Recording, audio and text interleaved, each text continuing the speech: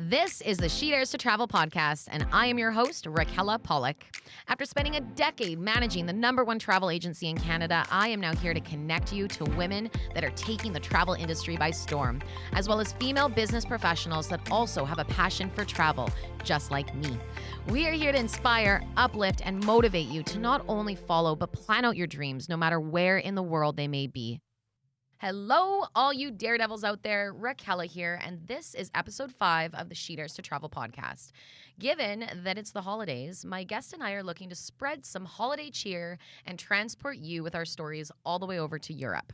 Tasha Hayes is currently based in London, England, and is the European Director of Operations for Contiki Tours, a company that I happen to love and have traveled with them many times before.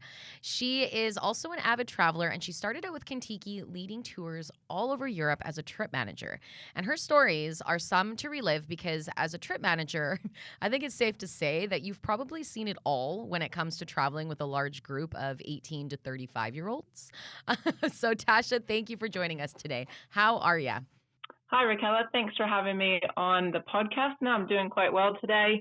In London, it's a bit cold, but as I look out my window, I can see the Shard twinkling away with its festive lights at the top. So I think December is generally always a very good month in London, and even though it's a little bit different this month, the lights are still out. The festive cheer is still in the air. So it's nice to have that during this time. Oh, that's so nice to hear. Yeah, do they light it up every year? Yeah, they do. They seem to do a different kind of festive thing in the winter time, and then obviously because of COVID and such this year during the summer months they had blue up there for the NHS and paying tribute to all the healthcare workers. But yeah, they like to add a little bit of twinkle to the winter time to make it a little bit different.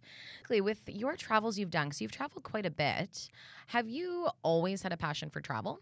I would say yes, and I've probably, my parents instilled this in me in quite a young age, and I've been fortunate to have traveled to a lot of places. I'm half Dutch and half American, so an interesting little combo there with parents from both countries having dual nationality. So having 2 passports has opened up a lot of doors for me, and I'm very grateful for it.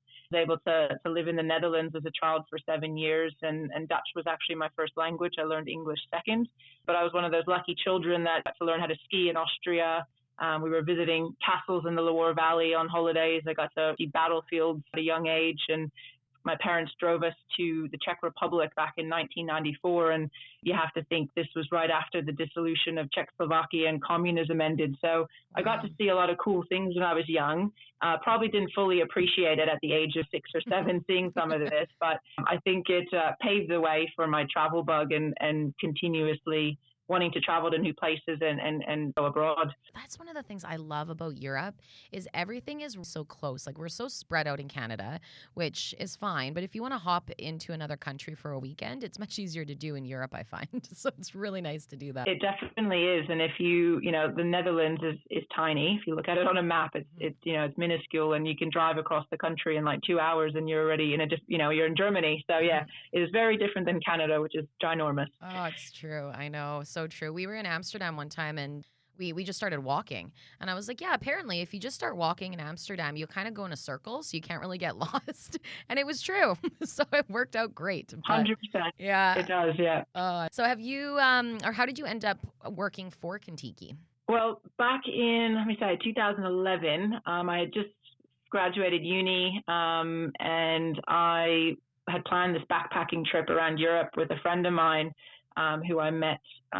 She studied abroad at my university, and I was an international student orientation person who kind of helped international students acclimate to our campus and American life and all that sort of thing. So we met there, and we're still good friends to this day. She lives in Scotland, and we planned this backpacking trip around Europe, and I planned the itinerary, the accommodations, the sites, everything we were going to do. I was basically a trip manager without actually knowing that this was a job at this stage.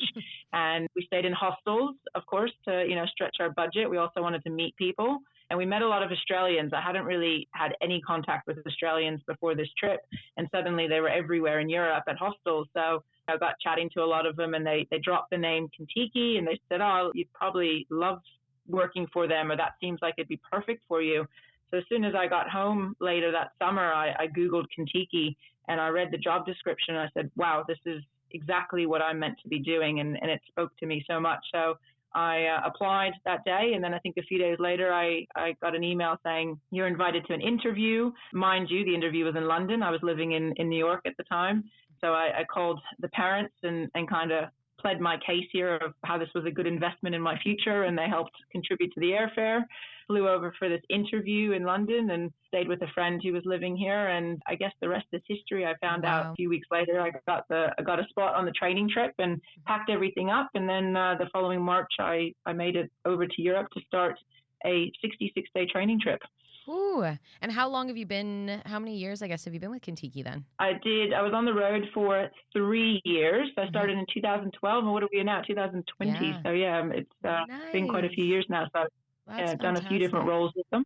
Very, very cool. And it just sounds like it was meant to be them. It was, yes. I graduated university with a geography degree, which I think most people are like, what do you do with a geography degree? Do you become a teacher? I had no idea.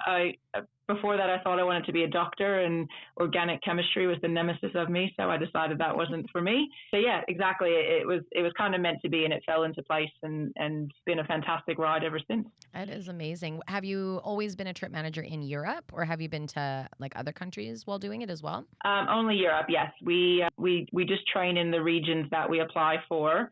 But I was able to go to a few countries that, Russia, Turkey, Egypt, Iceland.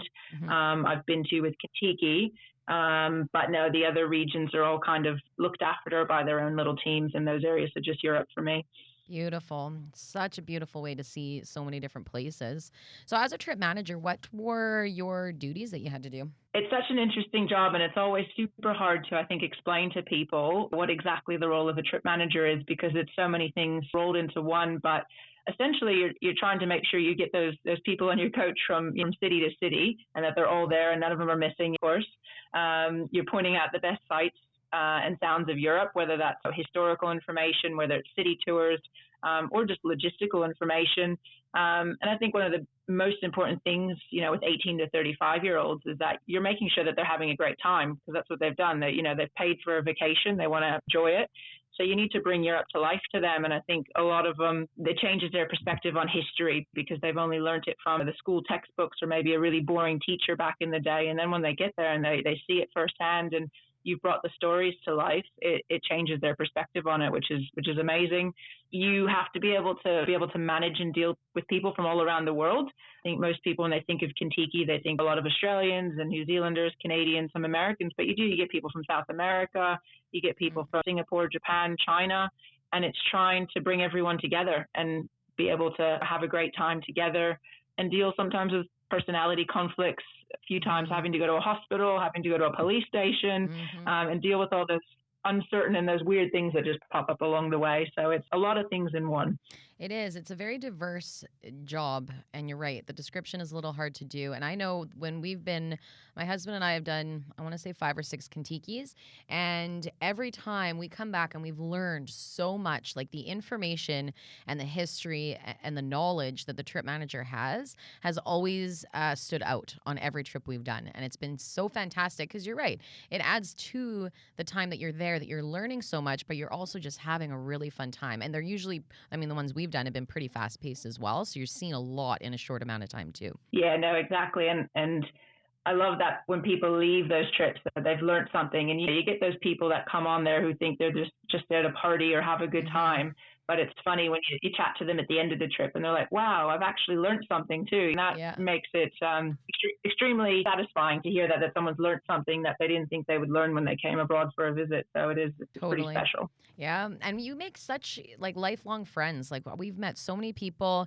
It really is such a fantastic way to travel. Or we even like to do it where we do maybe a week with Contiki, and then we go off and do our own thing. And then sometimes the people that we've met are like, hey, we're going there too. We're like, oh, no way. And then we kind of keep hanging out as you continue to travel. So it's really a neat concept, definitely, for when you are wanting to go somewhere. Yeah, 100%. I think the lifelong friends that people meet off of those trips. And as you said, I'm still in touch with so many people who still meet up every year or meet up when they can. I've had romances, but on trips where now, people are married, they have Contiki babies, and they send me pictures. I love it, because you're like, I was part of that, and I was there at the beginning, and it's special. It is very special. We were engaged on a Contiki in Morocco on a Spain, Portugal, Morocco trip. And my husband carted around the ring and he kept trying to find the right time, the right time. And then as he kept kind of waiting, he started slowly to tell people.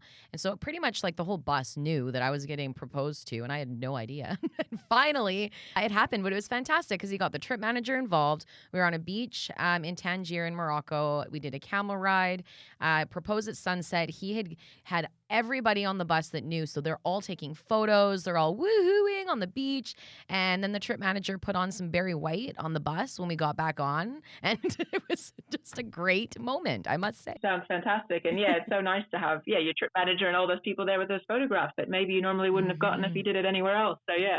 Exactly. We know it can be a very fun job, but I know that the stress levels must be very high as well. What do you think the most challenging part of when you were a trip manager was? I think it's when things don't quite go to plan because we plan so heavily in this job, but things like, traffic or accidents or, someone loses their passport or they get injured. And those are stressful times, personality conflicts.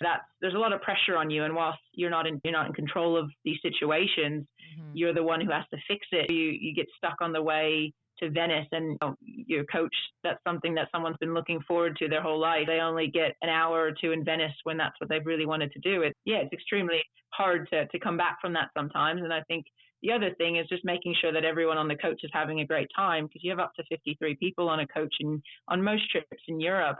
And I think it's a lot of pressure because you want everyone to leave with a smile on their face. And generally that happens, but it's just making sure that everyone has fun and people come with different expectations. And so you want to make sure that you meet those expectations. And I think as a trip manager, that's probably one of the most challenging things is to make sure everyone goes home happy. Definitely. Yeah, I could see that. And then on the flip side, what do you think is probably the most rewarding part about the job? It might sound very cliche, but I think it's being part of so many people's first experiences. People come, their first experience of traveling. Sometimes you get, people that are 18 and have never left home and this is their first big time, trip overseas.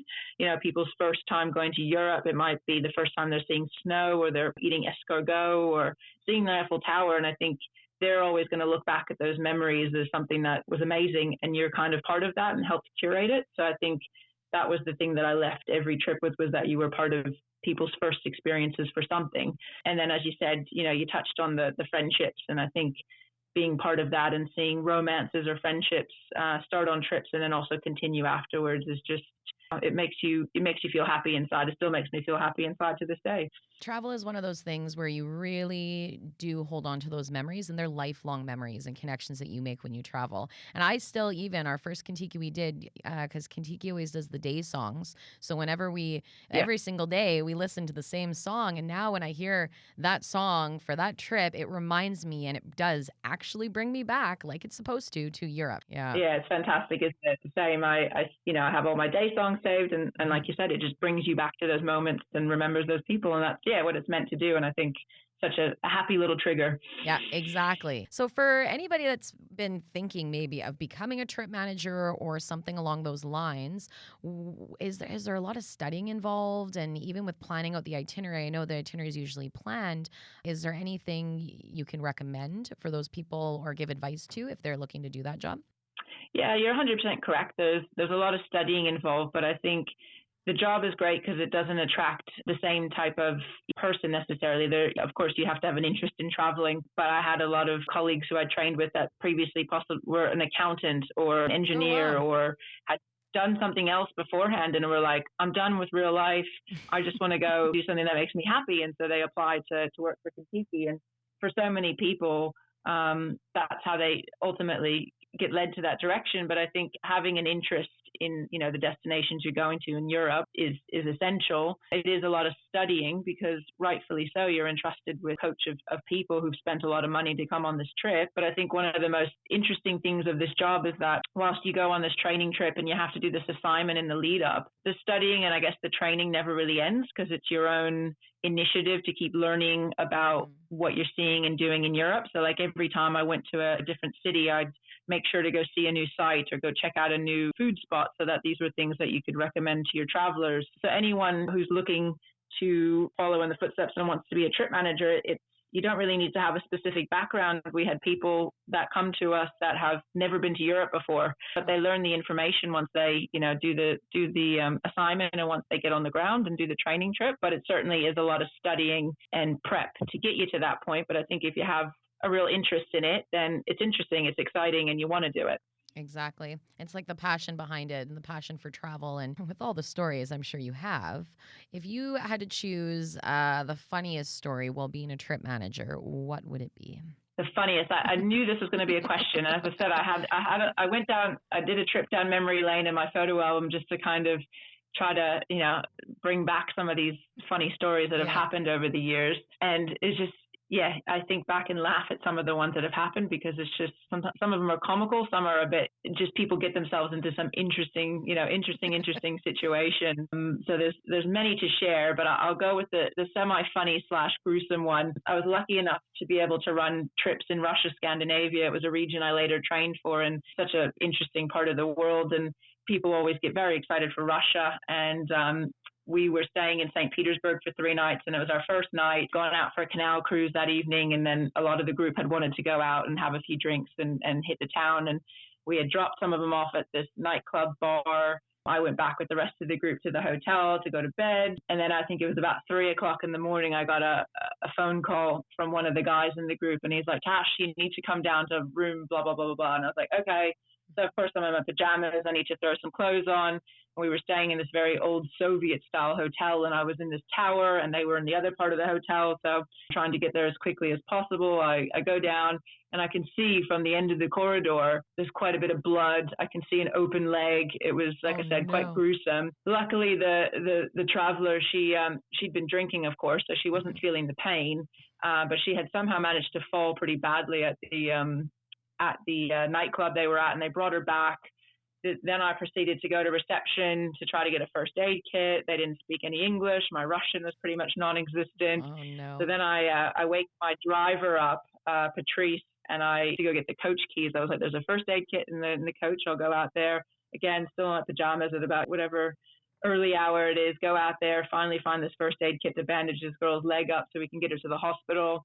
There was 2 boys that were fighting for her affection. So they're like, oh, we'll take her for you, Tasha. I was like, okay. We had gotten a hospital from my local guide where she needed to go to. Apparently they got to the hospital. They couldn't take her, so she had to go to another hospital. Oh, she tells me the next morning that she's at this hospital, probably 4 or 5 in the morning.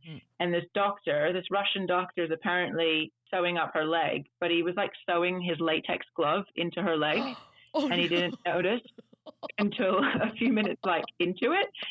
And I was like, wow, that's medical things gone wrong abroad. Yes, totally. But how she told the story was just the lead up to all of this was comical. And she was a trooper. Next morning she was ready to go and see the city, and she was on crutches, bandaged leg, and she's like, this is a war story and a scar I'll have to, tell my children later in life. So it was hilarious. Oh my gosh. It's so true. A war story. I love it. Exactly. Oh my gosh. It's so crazy the things that happen. And then, we're talking about day songs for jogging memories or triggers, but that's true too. Because I remember every time I've hurt myself in another country or the war wounds, it's a good way to start a story sometimes. But I can imagine this was pretty emotional too. But are there any times that were really emotional for yourself or travelers? And just curious how you probably navigated those times. Yeah, certainly. On the flip side, you have the funny stories, but then you also, have the emotional stories. And I had a girl, an Australian traveler on a European trail trip that this trip goes to Poland. And it's a very popular trip because a lot of people do, want to go to Poland. It's an interesting place to visit. And it has an included visit to Auschwitz and Birkenau concentration camp with a local guide that takes them around and does the tour. And everyone, it's not an exciting day. Everyone looks forward to it because you hear the stories and people want to see it firsthand. And I had this traveler a few days ahead of the visit. I could tell she was a bit off and she wasn't acting herself. And I had pulled her aside and we chatted one-on-one, and she had said that she booked this trip because of this trip to Auschwitz, and that her grandmother was actually an Auschwitz survivor. Oh, wow. And she had always, had promised her grandmother that one day she would get there and visit it to see, what it was like and to see it firsthand. So you can imagine that, people are feeling a lot of emotions on this day to start with, but for her it was super personal and a tough day for her. But she left in tears. But she said they were positive tears in one way, because now she felt so much more connected and to her grandmother, who had endured horrible experience. And the group rallied around her. She didn't want to make a scene of it, but people could tell she was upset. But the group really supported her, and it connected us in a way too. And we continued chatting the rest of the trip. And she later came to London, and we met up again. But I never thought I'd meet a traveler who had a family member that had ever been through Auschwitz. So it made it more personal for myself as well. And it was very moving and very emotional that day for sure. A very neat way for her to connect so much to her grandmother, but that would have been very emotional. But it's the stories and the emotions behind it, and just like you're saying, the connections that you can have just with the people that you meet, even if it's for such a short amount of time, they're very impactful. Now you're European Director of Operations for Contiki. How has that been change-wise from going from a very fast-paced trip manager into Director of Operations? It's equally as fast-paced, but it's a little bit different. As you point out, you're very customer-facing as being a trip manager, whereas operations director, you're in the office most of the time and you're kind of behind the scenes. The company's changed a little bit since I was on the road. We've got new trips, new destinations, new travel styles, which has all been super exciting. It took me some time to really not come to terms, but kind of understand that whether you're on the road delivering the trips or whether you're in the office kind of pulling some of the strings behind the scenes, at the end of the day, we're all working as part of the same team and are ultimately there to bring joy and positive vacations to people's lives. But it was a little bit of a transition in having to settle into this new sort of role, as well as settling in one location as someone who was living out of a suitcase for quite a few years and bouncing between different accommodations and finding a place to sleep and always having that suitcase carted behind you. At first, nice to kind of put it down, to be honest, and to be able to hang things in the closet and be like, wow, I can hang things up. It was a novelty. And luckily this job still allows me to travel. So it hasn't been, saying goodbye to travel. It's just doing it a little bit differently. So what type of things has Contiki been working on during this time? I know with COVID, things are very different. It's definitely a strange sensation that I'm working for a travel company, which doesn't have anyone traveling at the moment. So, people must think, oh, you're not really that busy at all. But actually, it's been a big year for us in a lot of different ways. But a lot of great things have come out of this year that maybe would have taken a bit longer to materialize, just because we would have been in our normal cycle of operating trips and making sure everything was running correctly. But we focused this year on some domestic trips globally. About 2 weeks ago, Australia had a Queensland trip, and whilst this sits under a different operating team, it's been really nice to kind of vicariously live through them, having actual travelers, traveling Australia. And then we've also had some other domestic trips that have been created here in the UK for the UK market, a Wales winter escape, some yoga in Devon, and wilderness glamping in Wales as well, which are all part of a new sub-brand called Detour, which has just recently launched. And it's a little bit different than the normal Contiki, but it's still, part of the brand, and it's more kind of immersive, shorter host-led experiences where someone might want to say learn how to do truffle hunting in Italy, or like I said, yoga or surf in Morocco. So these are kind of more niche trips that we've been working on to launch for 2021.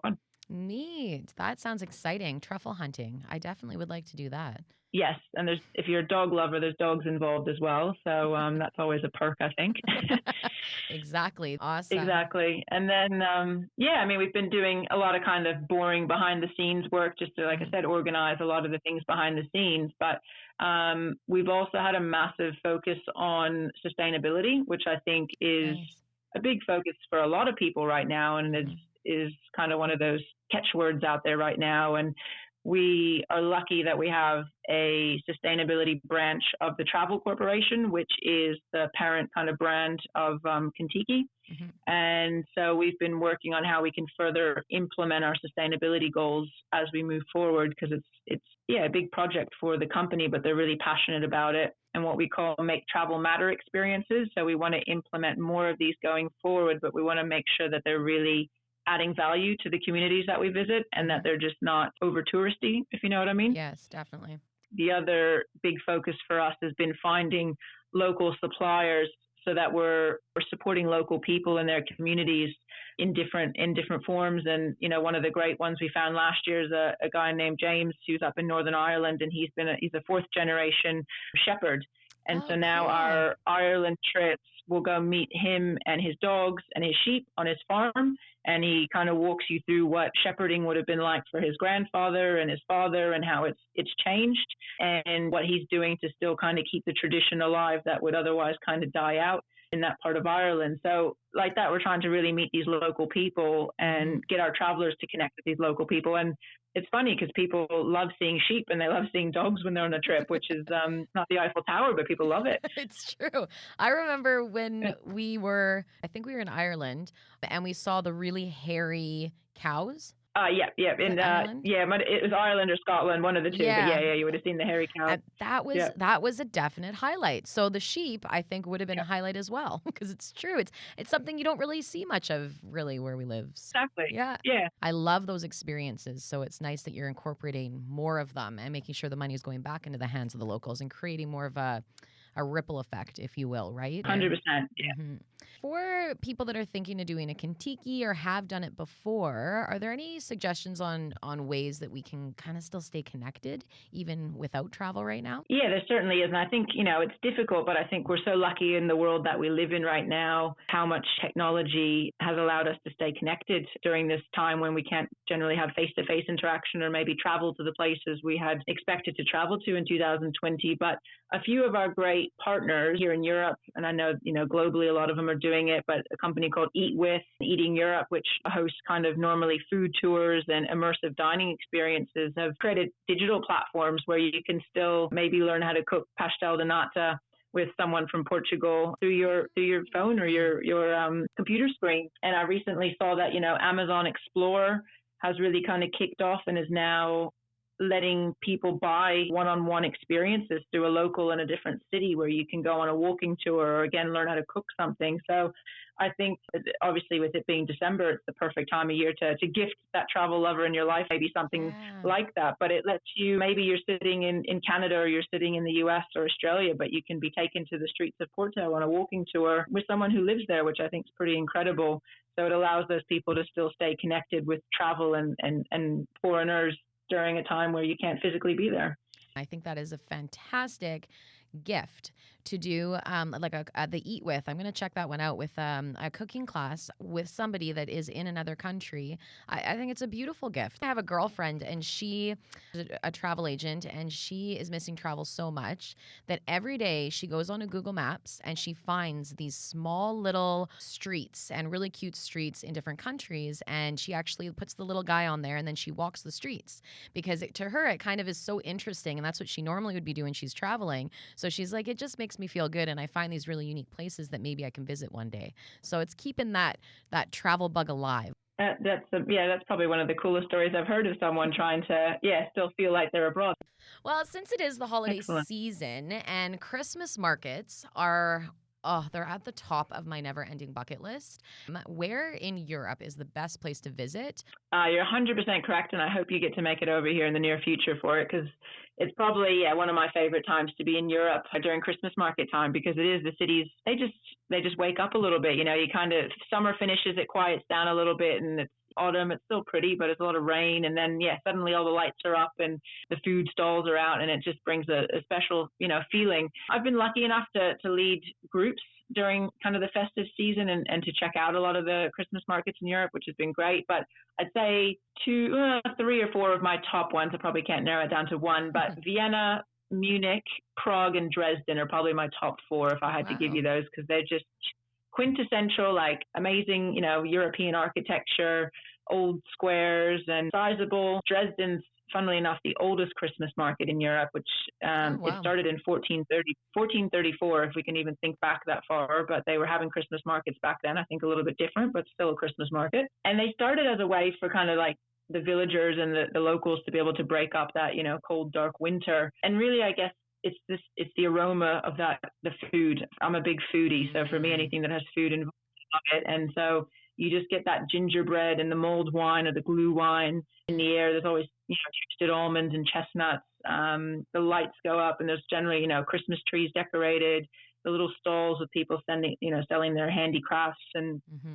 different local foods, generally an ice skating rink. So it's always fun, when you're there with a Contiki group and maybe people haven't ice skated before and they always want to give it a go. It's always a bit of fun as well. Then every country has specialties to look for in terms of food and crafts. So it always kind of pass out a handout to my travelers and say, these are the things to look for when you're in Budapest, and this is what to look out for in Prague, just so they can try the different varieties of food that get offered at them. But it's a special time to be here, and it's just a sense of happiness and cheer in the air. But I actually put a quick Google of Dresden Christmas Market, and it is stunning.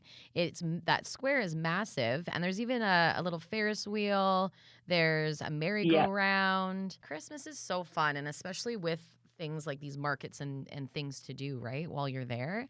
What about in Europe too, for ski vacations? Definitely, and I'm probably going to be slightly biased here, but I've skied in a few different places in Europe, this one is connected to Contiki, but we have a lovely Gasthof based in the Tyrol region of Austria, in a small town called Hopfgarten, and Contiki's been there for a lot of years, and it was actually, the town was stumbled upon by accident by some of the kind of early pioneers of Contiki. They got off route and ended up in Hopfgarten, and some of the locals were having, a beer at the gas station, which is what the hangout spot was in this little town, and said to these guys, like, well, you can stay here. We've got accommodation. We can feed you, and blah, blah, blah. And it was the beginning of a very long and still current relationship with this little town. And it's morphed into both being a summer and a winter destination. But it's just that little town feel in Austria, super beautiful, a nice, old church and cobblestone streets. And the ski Welt, which is the area that, the ski resort is in, is the largest interconnected ski area in Europe. So there's about 280 kilometers of ski runs. So you really can't get bored. And so that's why, I go back every year, and you can ski different runs every year. It's fantastic. Love it. I'll add that to my list too. Why not? I'm gonna just keep adding. This year is just piling them on.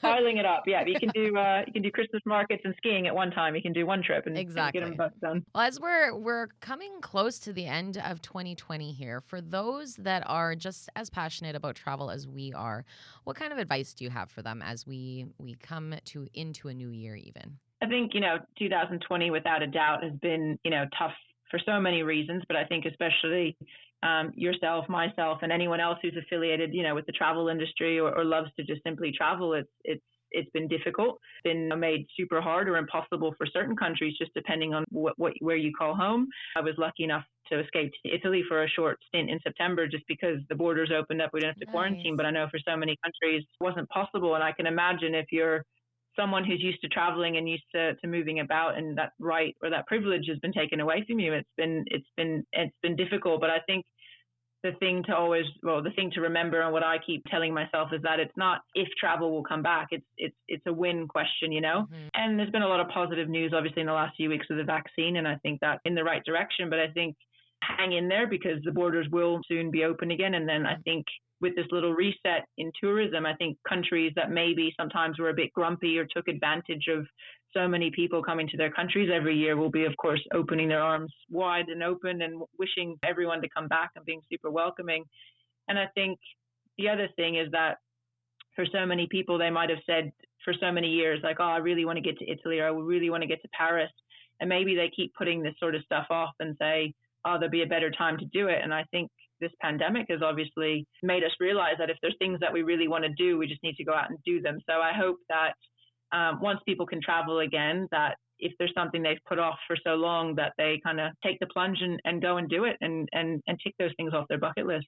It is a great reminder, too, that for the people that kind of turn their nose up at tourists or thought, oh, like more tourists in the city, more tourists. Now it will be more of an open arm thing, which is very exciting for a lot of countries and cities. And I can't wait. I cannot wait to get traveling again. I've actually started planning trips without booking them now. So I have like a month-long itinerary I'm putting together for like the Philippines or somewhere. And I'm just looking at researching, and it kind of satisfies that little bug in me without actually committing to it just yet. But one day I will. It's That's true. amazing. It's whatever you need to do to get through it. And if it's Yeah. it's that positivity that helps you get through it, that's what you need. So what's number one on your list? Is that number one? Oh, I've been researching a lot into Bhutan, actually. And it's been a Yeah. place that's been that really I would love to go. And the more I learn about it, the more I can't wait to visit it. I know it's a very closed off country, but I would say, yeah, there. I love all parts of Asia, but then Europe. We actually were supposed to Yeah. in October, we had to cancel our trip. We were going to do Halloween in Transylvania and actually be for Dracula's Castle, Halloween. Oh, it was going to be fantastic. So now, and we've been putting that one off for so many years. And finally, this was the year. So I'm like, all right, I guess it's not this year, but we will still do it at one point. So that's up there too. Excellent. Yeah. Yeah, it's up there too. So many Yeah. places. That's good. So many. So where can people find you or Contiki to stay connected as well?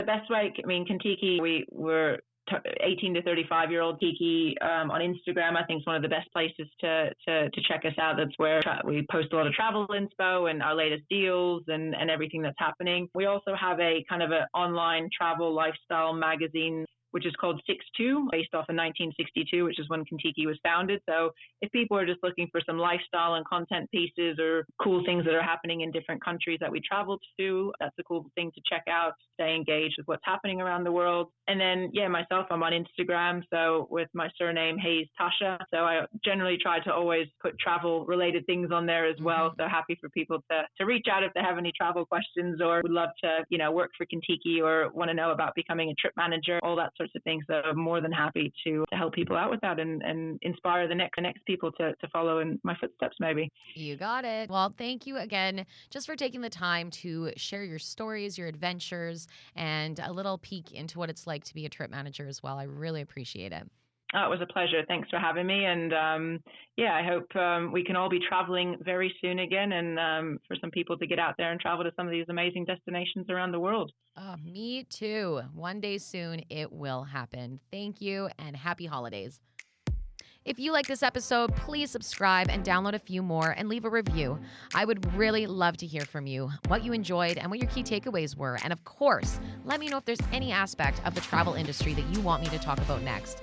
You can search for the hashtag She Dares to Travel Podcast on Instagram and comment on the episode's post with your questions. I would love to answer them for you. I hope you enjoy your day, stay so well, and until next time, fly straight.